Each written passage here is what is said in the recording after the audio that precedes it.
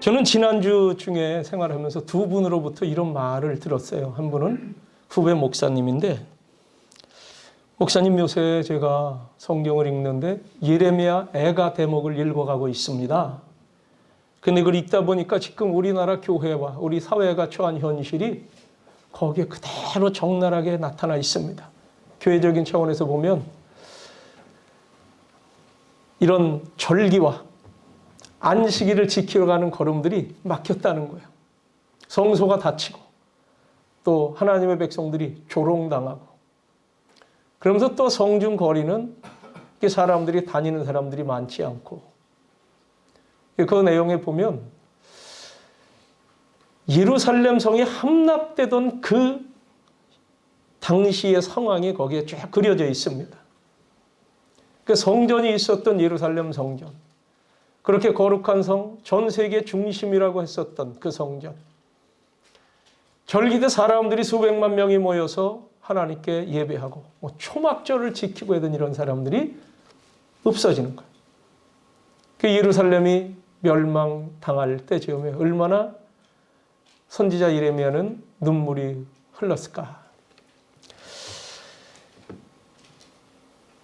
또 한 분은 장로님입니다. 이런 말을 해요. 목사님, 정말 지금 마지막 때가 된 것 같아요. 영적 분별력이 있어야 되겠습니다. 내가 성도인지 아닌지 스스로 분별도 필요하고 믿음을 지켜가야 될 때 같습니다. 왜냐하면 한편에서는 교회를 조롱도 하고 예배드리기가 어렵고 그런가 하면 한편에서는 교회에 대해서 비난하고 부정적인 얘기들이 들리고, 심지어는 교회 안에서조차도 어떤 목사님들은 지금 예배를 드려야 된다, 어떤 목사님은 안 드려야 된다, 이때 어떻게 될 거냐, 이런 내용들을 할 때 이게 지금 분별이 필요합니다. 심지어는 내가 진정한 그리스도인지 아닌지 이것도 좀 필요한 때 같습니다. 그렇게 얘기를 하면서 신앙적인 그런 어떤 근심스러운 얘기를 나눈 적이 있습니다. 마지막 때 교회 내부에서 거짓 선지자들이 일어난다. 배도하고 배교하는 일들이 벌어진다. 이건 예수님 때부터 나온 얘기죠. 예수님이 세상 끝날엔 이런 일이 벌어진다 하면서 여러 가지 말씀을 해주셨어요. 그런 신앙에 변질되는 모습, 내가 재림 예수다 이렇게 말하는 사람들이 오고, 왜냐하면 예수님은 이 세상을 떠나 하늘나라로 승천하시면서 내가 다시 올 것이라는 말씀을 해주셨거든요. 사람들이 힘들고 어떤 흉흉한 일이 일어나고 고난이 계속되고 교회가 박해를 받고 이상한 거짓 선지자들이 일어나며 우상 숭배를 강요하고 굉장한 권력자들이 일어나서 뭔가 탄압을 하고 할 때에 이게 예수님 말한 그때인가 보다, 이런 생각에 종말론적인 신앙을 가지라고 예수께서 말씀해 주셨죠. 종말론적 신앙이 뭐냐? 하나님 나라를 지금 이 시점으로 당겨와서 사는 생활이 종말론적 신앙이라고 하는 거예요. 즉 이제 이 세상 모든 것들이 다 하나님의 뜻에서 완성됐고 하나님과 내가 지금 여기 실제로 거한다 하는 그러한 신앙의식이죠. 이 종말론적 신앙의식은 우리의 신앙을 깨끗하게 합니다. 우리의 신앙을 정결하게 합니다. 우리의 신앙이 바르도록 합니다. 하나님 앞에서 지금 내가 살고 있고 심판주 되시는 주님 앞에 내가 있다 하는 그 의식이에요. 오늘 성경 말씀도 만물의 마지막이 가까웠으니 하는 말씀으로 시작되는 사도 베드로의 권면입니다. 그리고 지금 현상들을 보면 예수님께서 말씀해 주셨고 한 내용이 다 포함되어 있어요. 마지막 때가 되면 이런 일이 벌어진다. 이런 영적인 모습이라든지 사람들의 어떤 사회적인 현상, 또 인간관계 속에, 그리고 자연재해라든지 이런 종교적인 상태, 신앙 상태, 이런 것들, 또 질병, 재난, 이런 부분들이 도는 거에 대해서 예수님께서 말씀해 주셨는데 지금까지는 지역적으로 그런 것들이 일어나고 있었어요.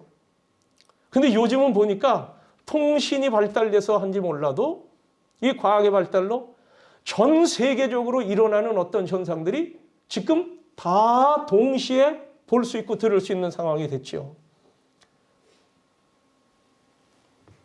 전 대륙, 예전에 패스트 하면은 유럽 대륙만 있는 줄 알았어요. 근데 지금 이 바이러스 상황만 해도 6대주에 해당된 사람들이 다 여기에 촉각을 곤두세우고 있는 상황. 또 기상이변의 상태가 동시다발적으로 이상한 현상들이 벌어지고 있다.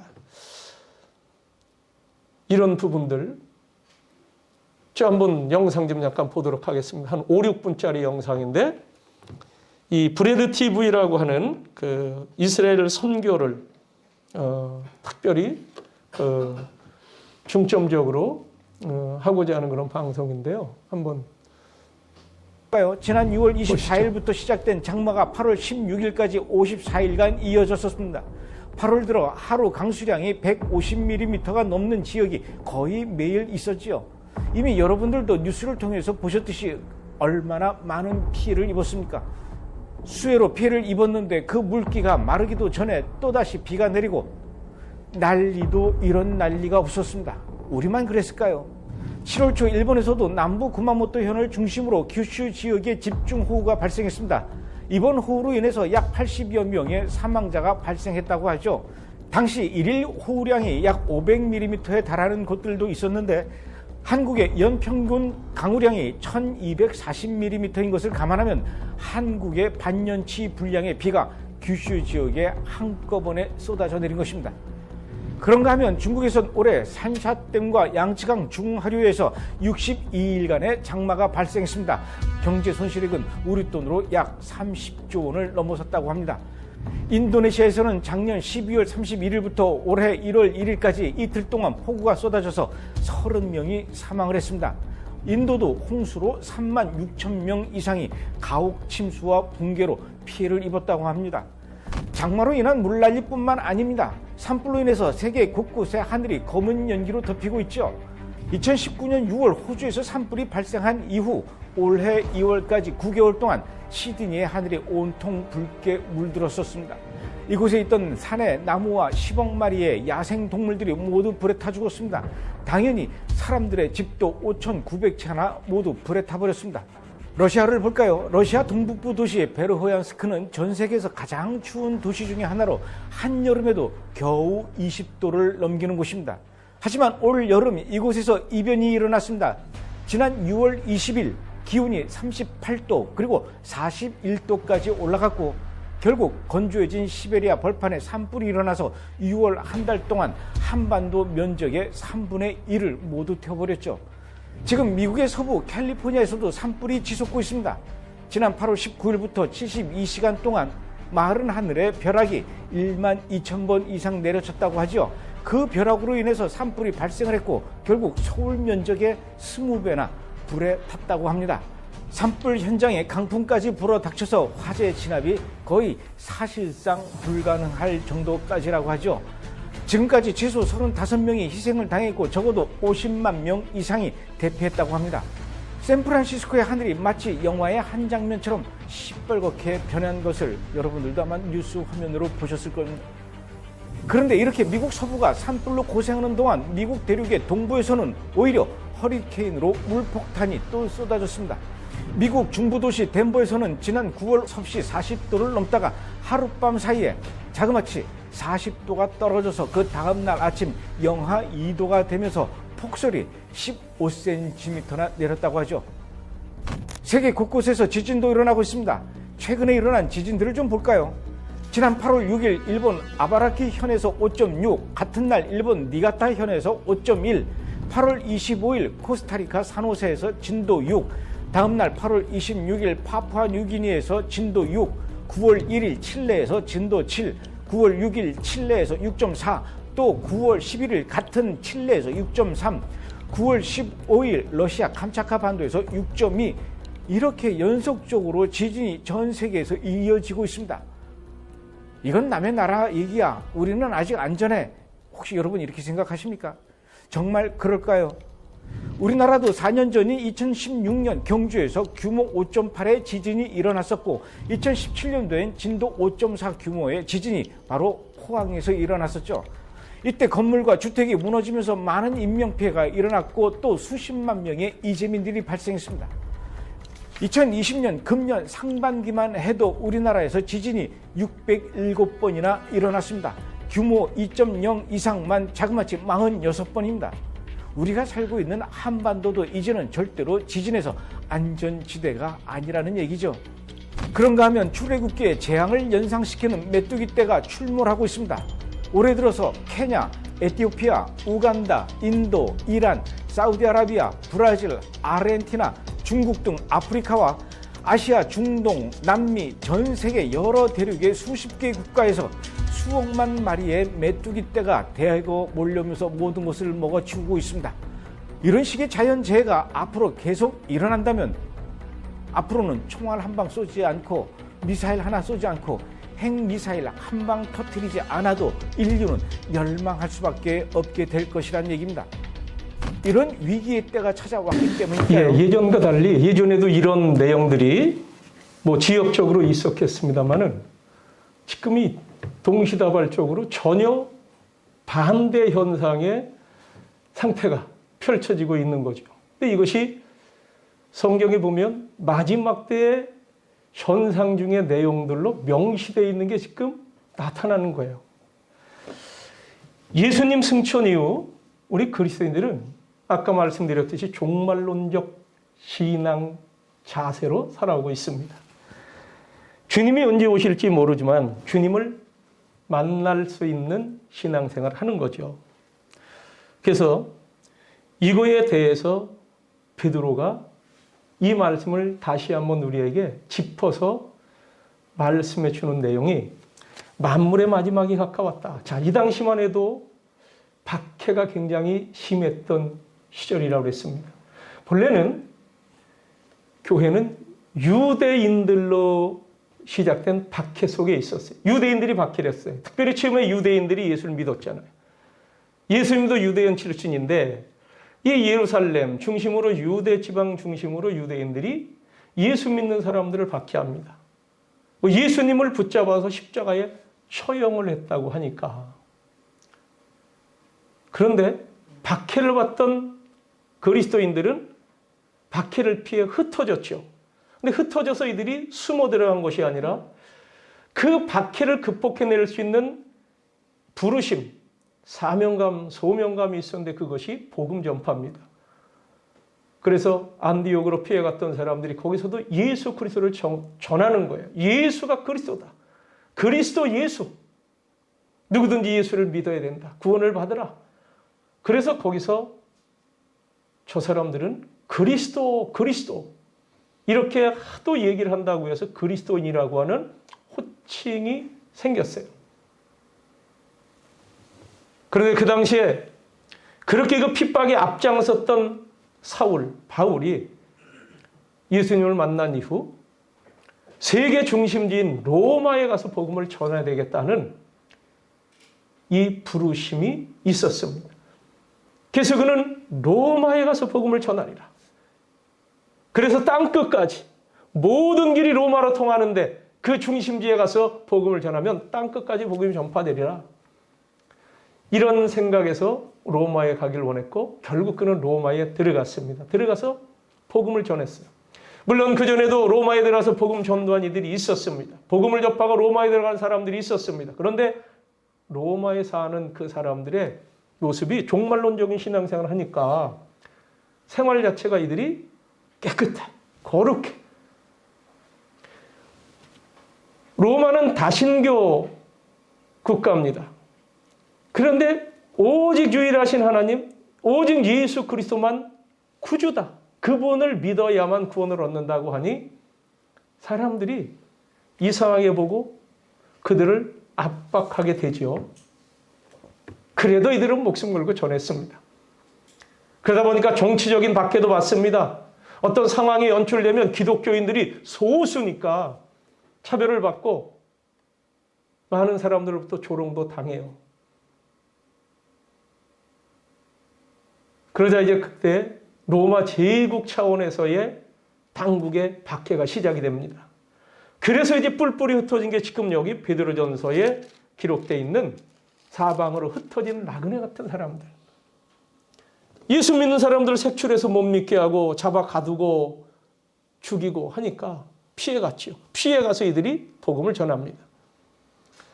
그렇다고 마음껏 나는 예수 그리스도를 믿는 사람이다, 이거 드러내기가 쉽지가 않았습니다. 그 정도로 어려운 때, 그때의 모습을 이 주님은 베드로를 통해서 만물의 마지막에 가까웠다는 것을 또 고치시켜 주시는 거예요. 그러면서 신앙을 지키게 합니다.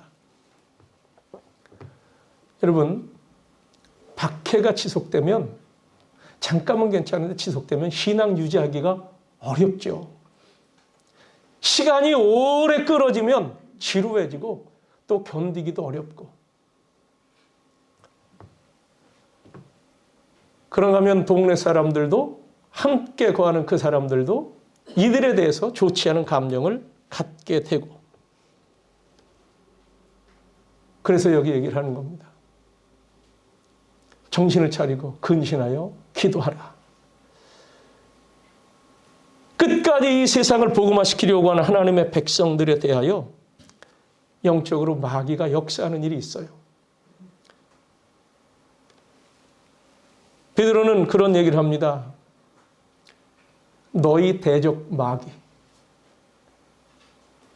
굶주린 사자가 먹을 것을 찾아 돌아다니는 것처럼 너희 대적 마귀가 성도들을 삼키기 위해서 그렇게 도사리고 있다, 노리고 있다 하는 얘기를 합니다. 그래서 어떻게 하느냐? 그걸 이길 수 있는 것은 끝까지 믿음을 지키는 일인데, 지난주에 말씀되어진 것처럼 내가 세상 끝날, 즉 인자의 날, 그날에 세상에서 믿음 있는 것을 보겠냐? 믿음을 보겠냐? 그러면서 너희는 믿음을 잊어버리지 말라. 끝까지 견디며 끝까지 하나님의 응답을 구하며 하나님의 말씀이 성취될 것을 믿고 지켜라. 근데 오늘 말씀에도 보니까 특별히 베드로를 통해서 너희는 정신 차리고 근신해서 기도해라. 여러분, 이 베드로가 왜 이 말부터 시작을 했을까? 지금 박해하는 얘기는 예수를 믿지 말라는 거예요. 그러면 살려준다는 얘기예요. 예수 믿지 말라. 그런데 베드로는 이 과오가 한 번 있었습니다. 깨어서 기도하지 못하고 그러다 보니까 예수님을 배신했던 적이 있어요. 예수님이 야, 나하고 1시간 동안 깨어있어 좀 기도하자 했는데 제자들이 다 졸며 잤다. 그리고 예수님이 그 전에 경고해 주셨습니다. 베드로야, 네가 나를 모른다고 그것도 3번씩이나 부인할 것이다. 그때 장담했습니다. 예수님, 다른 사람은 몰라도 저는 예수님 죽는 데까지 끝까지 갑니다 했는데, 예수님이 붙잡히던 그 밤 베드로도 피했습니다. 예수님이 고초를 당하시는데 그걸 근처에 가서 목격을 하면서도 당신도 예수와 한 패지 하고 얘기할 때 나 저 사람 모른다고 3번씩이나 얘기했어요. 나중에 그것 때문에 통곡했다고 그랬죠. 깨어 기도하지 못하다 보니까 유혹에 넘어가는 거예요. 위협에 넘어가는 거예요. 예수님을 모른다고 배신하는 거예요. 그래서 아마 이 얘기를 먼저 하는지 모르겠어요. 여러분, 기도에 대한 말씀은 지난주에 했으니까 여러분 믿음으로 끝까지 기도하며 믿음을 지키며 하나님과 통하시기를 주의 이름으로 축원합니다. 기도 외에는 이러한 유가 나갈 수 없다. 우리를 치고 들어오는 악한 영들의 역사, 기도하면 이길 수 있습니다. 기도할 때 하나님께서 은혜를 공급하시고 능력을 공급하시고 인내케 하시고 성령 충만케 하셔서 능히 분별력이 생기기에, 지금 이것은 내가 가까이에서는 안 되고, 이것은 내가 다가가야 되겠다. 분별력들이 생겨요. 너희가 사람들 앞에 설 때에 붙잡혀 갔어도 무슨 말을 하는지 걱정하지 마라. 성령께서 너희에게 할 말을 넣어주신다고 말씀해 주셨습니다. 기도를 통해 하나님과의 관계가 끊어지지 않도록 여러분 끝까지 믿음을 구하시고 믿음 안에 구하기를 원하여 주님께 구하면 주께서 믿음이 흔들리지 않도록 붙들어 주시리라 믿습니다. 정신 차리고 기도하라는 거예요. 그러면서 또 하나의 말씀을 주는데 이게 뭐냐면 사랑하라는 것입니다. 8절에 보면 무엇보다도 뜨겁게 서로 사랑할지니 사랑은 허다한 죄를 덮느니라 말씀했어요. 사랑, 저절로 되는 사랑이 있습니다. 부모 자식 간에, 형제 자매 간에, 친구들 사이에서, 부부 간에 이 사람은 내 사람이고 내 편이고 나하고 이 피가 통하다 보니까 뭐 사랑하라 하는 말 안 해도 그냥 사랑이 가. 다른 사람들보다 더 사랑이 가고 더 위하고 아끼고자 하는 마음이 있어요. 여러분 성도들끼리 더 사랑하시기를 주의 이름으로 축원합니다. 그러면 그 뭐 사랑이 그냥 되는 건데 남녀도 이 사춘기가 딱 접어들면서 뭐 이성을 보면 뭔가 감정이 사랑의 감정이 솟아나요. 그럼 가만히 있어도 되는데 왜 굳이 사랑하라고 할까? 여러분 기독교에서 성경에서 얘기하는 이 사랑은 그냥 본능적인 사랑이 아니에요. 자연스럽게 우러나는 사랑이 아니에요. 이것은 의지적으로 사랑하라는 겁니다. 그게 무슨 얘기냐? 자, 박해받는 상황입니다. 나를 핍박하고 나를 욕하고 나를 조롱하고 나를 무시하고 나에게 해를 끼치는 사람 사랑할 수 있겠어요? 사람으로서는 힘들죠. 어림도 없죠. 그런데 사랑하래. 내 이웃을 내 몸처럼 사랑하고 심지어는 원수도 사랑하라는 거예요. 그 원수가 누굽니까?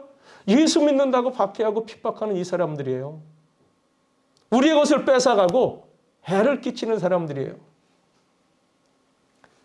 네 원수가 목말라 하거든 마실 물을 주고 배고파가든 먹을 것을 공급해 주어라. 이거 여러분 됩니까? 쉽지 않아요. 사람으로서는 거의 없어요. 그런데 사랑하라는 거예요. 사람으로서는 할 수 없으되 하나님으로서는 능히 하실 수 있느니라. 여러분 원수를 우리가 지금 대적하려고 하면 이들은 칼을 들고 있고 창을 들고 있고 힘을 가지고 있는 사람. 아무리 얘기해도 우리가 이길 수 없습니다. 맞서 힘으로 싸우자면 못 이겨요. 그런데 사랑은 허다한 죄를 덮는다. 여기 보면 서로 사랑할지니 사랑은 허다한 죄를 덮는다. 그러니까 의지적으로 이것을 하려고 해야 되는 거예요. 안 되니까 기도하는 겁니다. 하나님 도대체나 저 사람 사랑 못하겠어요. 미워요. 주님 말씀하시지만 이게 잘 안 돼요. 그러면 안 해야 됩니까? 안 하면 불순종이죠. 순종을 해야 되는데 그런데 어떻게 합니까? 기도하는 거예요. 믿음으로 구하는 거예요. 그래 사랑하려고 하는 거예요. 그런데 보세요. 여기서 얘기하는 또 하나의 대상이 누구냐? 오히려 이 말씀에서는 서로 사랑하라 했으니 성도들 간의 사랑을 얘기하는 겁니다. 무엇보다도 뜨겁게 서로 사랑할지니 사랑은 허다한 죄를 덮는다. 자, 여기 흩어진 나그네도 있지만 이렇게 박해를 받고 흩어져서 피한 사람들 보면 맞아줘야 돼. 특별히 이 사람이 저쪽 동네에서 박해를 받다 피해왔어. 어서 오시라고. 맞아줘야죠. 당연히 되겠죠. 이걸 하실 수 있겠죠? 그리스도인들끼리. 그런데 문제는 뭐냐? 이 사람이 여기서 오래 머물렀다. 여기서 문제죠. 잠깐은 괜찮은데 이게 한 달, 두 달, 석 달, 6달, 3년, 6개월이 갔다.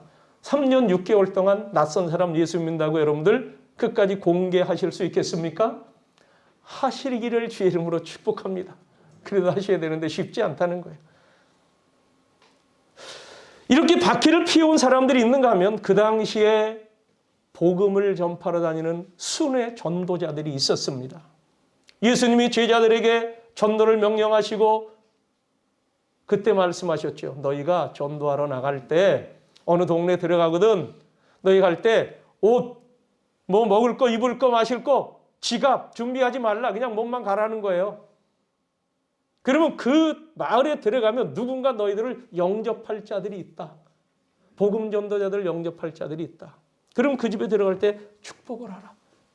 그 집이 복을 받을 만한 집이면 너희가 복을 빈 그 내용이 그 가정에 임할 것이고, 그렇지 못한 가정이면은 너희들을 거절하거나 영접하지 않으면 축복한 그 내용이 다시금 너희들에게 돌아오니까 너희들은 축복하며 들어가라는 거예요. 심지어는 그 마을이 너희들을 거절해? 그럼 나오면서 먼지를 떨어버리기도 해라는 거죠. 하나님의 복음, 주의 말씀을 거절하는 곳에는 거기 복이 임하지 않는다는 얘기인데, 이러한 전통도 있고 이런 가르침도 주셨고, 또 그 당시의 풍습에는 나그네들이 오면 구약시대부터 대접하라고 했으니 나그네들도 대접하는데 최소한 3일은 의무적으로라도 하는 게 그 당시의 풍습이에요. 3일 동안은 그냥 대접해줘요. 자, 그런데 거기 머무르는 시간이 오래됐다. 그럼 원망이 나올 수 있습니다. 오래되는 것. 우리의 고난의 때가 길어져도 힘들어요. 우리의 본성품이 나온다고 해요. 그래서 환난을 겪어보면, 위기를 겪어보면 그 사람의 본성이 나온다.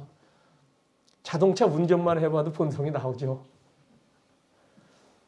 이게 오래가면. 지금 우리 시대에 코로나 블루라는 증상이 있답니다. 코로나 우울증.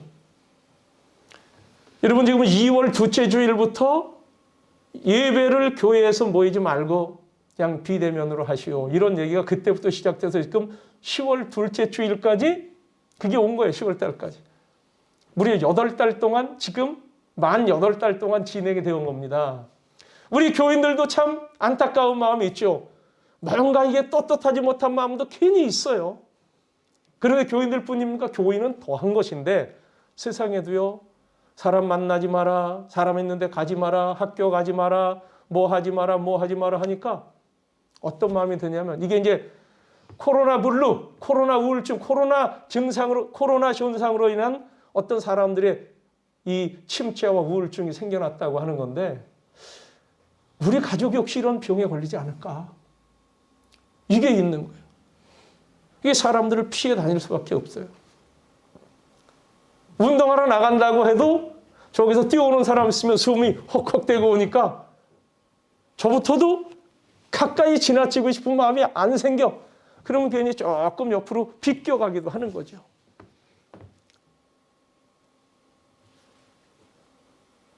이 일로 인하여 경제 활동이 안 되다 보니까 경제적으로 가라앉고요. 그러다 보니까 사람들이 뭔가 이 모양 저 모양으로 다 가라앉는 분위기에서 사람을 만나며 교류하고 교제하고 대화하고 해야지 생기가 나는 존재들인데 그게 안 되니까 우울해지더라. 길어지니까 그런 거예요. 또 하나는 혹시라도 이런 감염에 내가 걸려 잘못되지 않을까? 이게 매일같이 카톡으로 이게 공지가 오니까, 그래서 어떤 분은 공지가 못 오도록 뭐 막 꺼놨다고도 하는데, 그 부분을. 이게 지금 코로나 블루 증상이라는 거죠. 오래 지속되니까 이런 일이 나타나는 거예요. 여러분 보세요. 엘리야 선지자가 앞으로 하늘에서 비가 내리지 않을 것이다. 우로가 내리지 않을 것이다. 그칠 것이라 하고 선포를 하고 나니까 왕이 엘리야를 잡으려고 하잖아요. 그래서 왕이 피해갔습니다. 시냇가로 피해갔다가 시냇물이 마릅니다. 우로가 그치니까 하나님께서 너 저 사르밧 가라. 거기 과부에게로 내가 다 예비해냈으니 가라. 갔습니다. 거기 가서 그 사르밧 과부의 입에서 3년 이상, 3년 6개월 동안 비가 안 왔는데 그리 시냇가에서 얼마 동안 지낸지 모릅니다. 그러니까 3년 이상을 여기서 지냈는데, 처음에 이 엘리야를 만났을 때 이 마지막 양식을 위해서 나무 불쏘시개를 줍던 사르밧 과부가 내게 먹을 것을 먼저 해봐라. 아, 그때 믿음이 있었죠. 아, 이분이 선지자구나. 하나님의 사람이구나.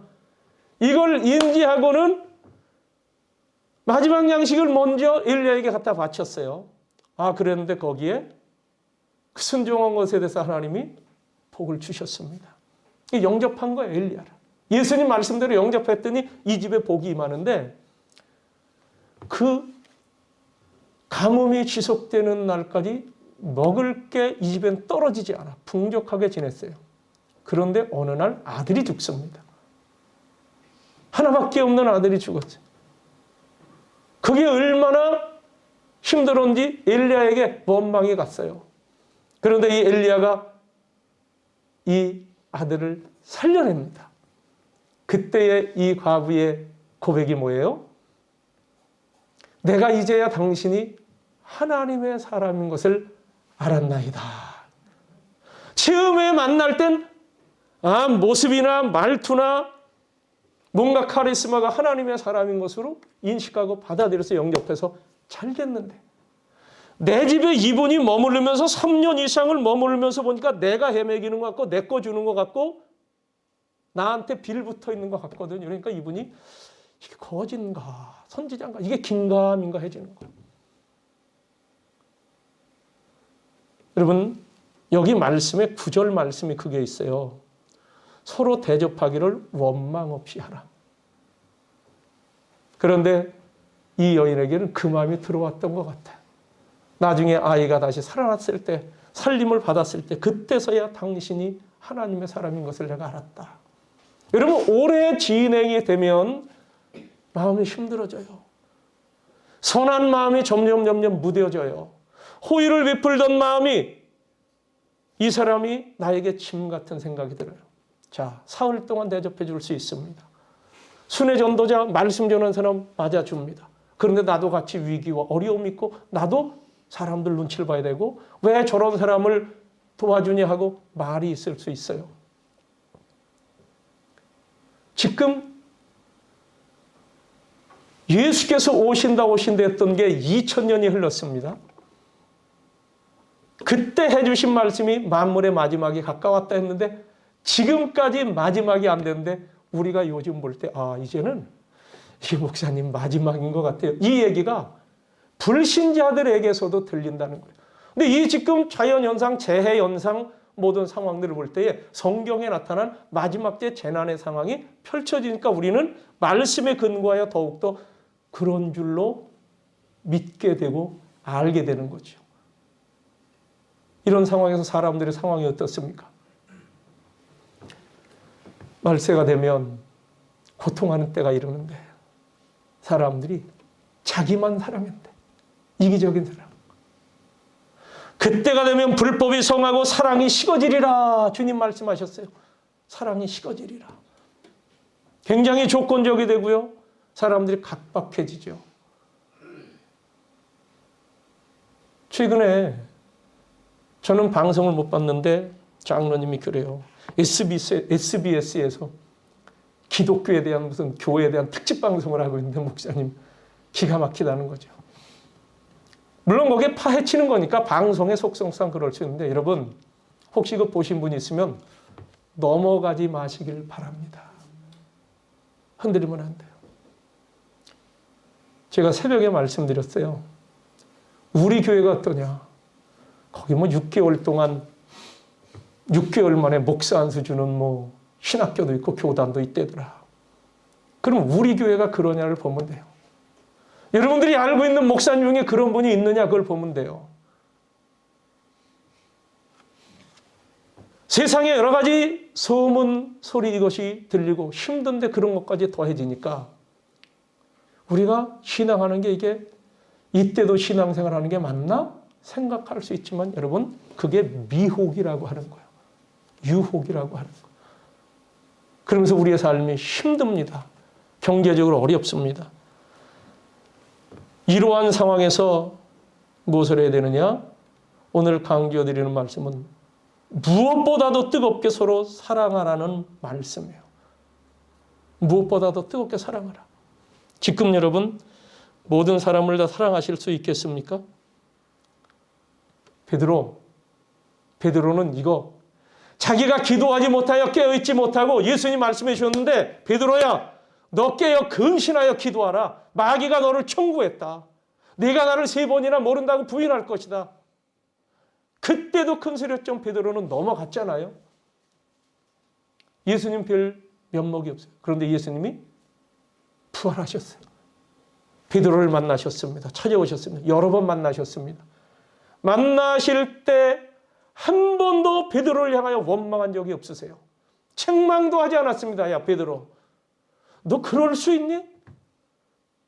너 그렇게 큰 소리 치더니 내가 너에게 베푼 사랑이 얼마며 너 그럴 수 있어? 이런 말씀 한마디도 안 하셨다는 거예요. 오히려 면목 없어하는 침체되어 있는 베드로를 향하여 베드로야 바요나 시몬아 네가 나를 사랑하느냐? 이 사람들보다 내가 나를 더 사랑하지? 이것들보다 내가 나를 더 사랑하지? 그러면서 그에게 주님 내가 주를 사랑하는 줄 주께서 아십니다. 내 양을 먹이라고 본래의 사명을 그에게 다시 한번 확인시켜 주셨습니다. 이 사랑을 받은 베드로 이때 이후로 순교를 당하기까지 그가 믿음을 지키며 하나님이 나를 사랑하시고 주님이 나를 사랑하셨다는 그 사랑에 사로잡혀서 이는 진실한 고백을 하는 거예요. 무엇보다도 뜨겁게 서로 사랑하라. 사랑은 허다한 죄를 덮는다. 여러분 이 사랑은 사랑하지 못할 사람, 사랑이 안 되는 사람, 어떻게 저런 사람에게 대해서 우리가 마음을 쏟아부을 수 있어 할 만한 그런 사람들을 향하여도 하라는 거예요. 의지적으로 하라는 거예요. 안 돼도 사랑을 구하여 하시기를 주의 이름으로 축원합니다. 세상에 사랑 안 될 사람 많이 있어요. 한 목사님이 제 얘기는 아닙니다. 어느 집에 신방을 갔는데 거기 그 집에 어린 딸아이가 하나 있었어요. 갔더니 인형이 얼마나 많은지 아유 얘야 너 인형을 굉장히 좋아하나 보다. 예 좋아하는데 목사님도 좋아하세요? 아 나도 좋아하지. 그러면 여기서 인형 한번 어떤 게 사랑스러운지 골라보세요. 그 인형이 많다 보니까 목사님이 잠시 머뭇머뭇대고 있는데 이 아이가 먼저 말해요. 목사님 저는 얘가 가장 마음이 가고 사랑스러워요. 그 지적하고 들어 올리는 인형을 보니까 팔다리가 없어진 아이야. 낡은 오래된 인형이. 얘는 아무도 사랑을 안 해줘요. 아무도 사랑을 안 해줘.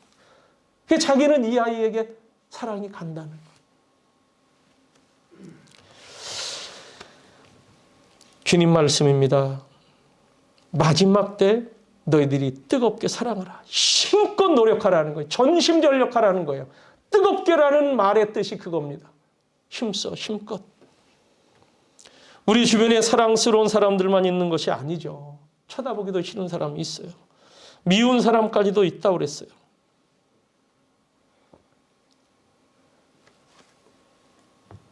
리빙스턴 선교사 탐험가이면서 아프리카 예전에 그 묘가 있는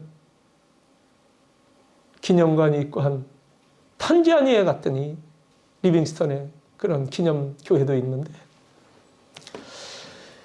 이제 세상을 떠났습니다. 장례를 치렀어요. 그의 시신은 저 영국의 웨스트민스터 사원에 묻혀 있고 그의 심장 장기는 아프리카에 묻혀 있는 거예요. 아프리카 사람들이 이 장기만이라도 심장만이라도 우리 땅에 묻혀야 된다. 자, 3년이 지난 후에 어떤 유명한 설교가가 선교하던 지역을 방문했어요. 거기 함께 선교를 돕고 신앙생활을 같이 하던 그 아프리카 주민에게 질문을 했습니다.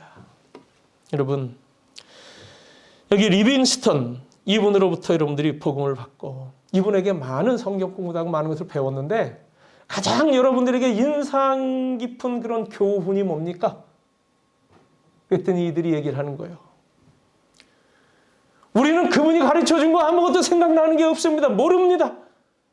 뭘 배웠는지 몰라요. 그러나 한 가지 분명한 것은 이분은 우리를 사랑했다는 것입니다. 다른 건 모르지만, 교훈은 생각나지 않지만, 야, 이 리빙스턴 이 선교사님, 이분이 우리를 그렇게 사랑해줬다. 이거 하나는 분명히 남는다고 한 것이에요.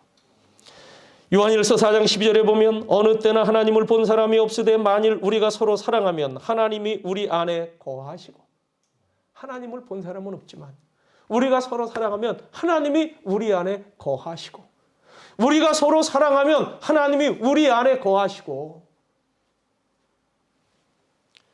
그의 사랑이 우리 안에 온전히 이루어지느니라. 이 사랑을 구체적으로 표현할 때 이들은 접대를 한 거예요. 영접한 거예요. 대접한 거죠. 어려운 이들, 가난한 이들, 복음 전하는 이들, 박해를 받아 피해온 이들, 우리의 믿음의 형제자매요, 누구의 보호가 없이 우리가 보호해야지. 그걸로 이들이 사랑할 때 잠시 머무르면 괜찮은데 이들에 대해서 한동안 우리가 책임을 지려니 이게 힘든 거예요. 그래서 말씀이 뭡니까? 원망 없이 하라. 원망 없이 하라. 베드로는 그 은혜를 받은 자라고 그랬어요. 나에게 예수님이 강하게 따져주면 그게 오히려 더 편했을 때 오히려 예수님 그거 하나 없이 너 나 사랑하지? 본심을 알아줘. 비록 나는 그렇게 못했지만. 그래서 얘기하는 겁니다. 원망 없이 하라.